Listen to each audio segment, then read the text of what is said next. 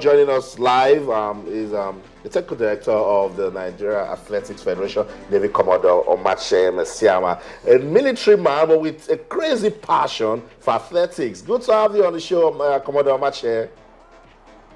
Thank you very much, Justin. How are you? We're doing super right here in the studio. I'm with Yemi Adebayo and Ayotunde Balogun. We're just taking a look at the contribution of athletics at the ongoing African Games. What's your impression about our performance so far? Well, straight away, our performance is very good, considering the time of the year and the circumstances that have surrounded our sport for a while now. I really commend the athletes and the coaches and every other person that's contributed to the effort that we're seeing now. This games, again, has shown us that if we put more to talent discovery and development right here at home, that our athletics will shine. What is the FN doing to ensure that after the games, we do more for grassroots athletics development? Yeah, you know, Austin, before we left for these games, we've been chatting, and I've told you quite right that our focus is on our home-based athletes, and especially the establishment of our high-performance center in Uniport is the turning point in our athletics. These athletes that have performed, we have very spectacular performances from the home-based athletes in this championship, and all of them have actually camped and trained at that performance center. And the result is what we are seeing now. In no time, we will definitely even do better.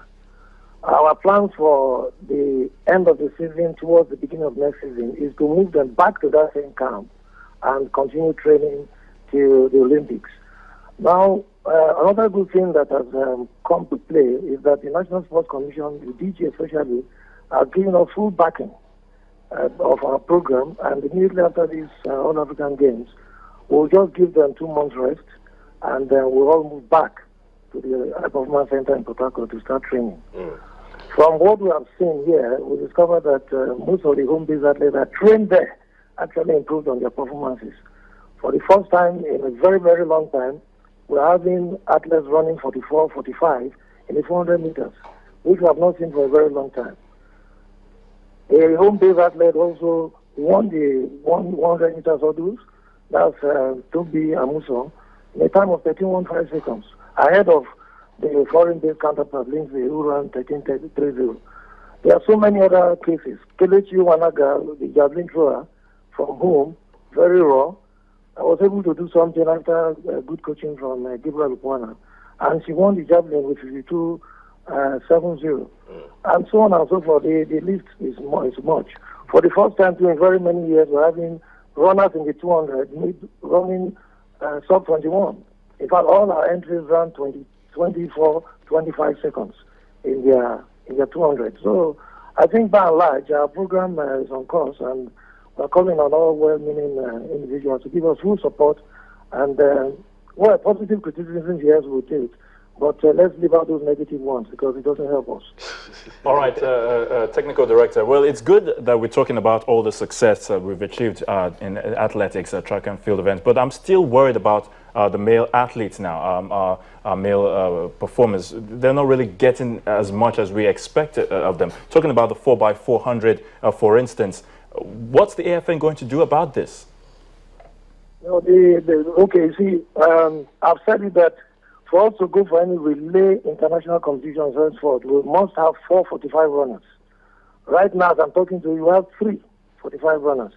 What happened in the 4x4, if you watch the qualification, which was the semi-final, we had to introduce a sprinter, Ogo, had to run the top leg for us to be able to make us qualify for the finals. We had some injury on 1 or 2 of our athletes there. So someone like Noah couldn't run because he got hurt. So if we had our full team, definitely would have been able to show good presence there. But be that as it may, with the support systems that are coming in place now, medical-wise and science-wise, I can assure you that our men will run sub 45 by next year. And that will definitely qualify them for the Olympics, and you see them going forward. Again, in the 200, you can see that we have also improved tremendously. Like I said, 2004 is not a mean feat within the short period of training. And if this training continues for another, because we are going to do what we did before the Commonwealth Games this year now, that is setting up a conditioning, pre-season conditioning camp. Because it is what you put in that you can give out. This year, we did not do much of that because of obvious financial constraints. But with the support of the National Sports Commission directly now, we are going to carry out our program the way we have planned it. And what we saw at the Commonwealth Games will just be the beginning of what we'll see come next year's Olympics. All right, thank you so much. I see you're fired up this morning. Maybe Commodore Omache Nasiama, Technical Director of the Nigeria Athletics Federation. Thanks so much for speaking to us.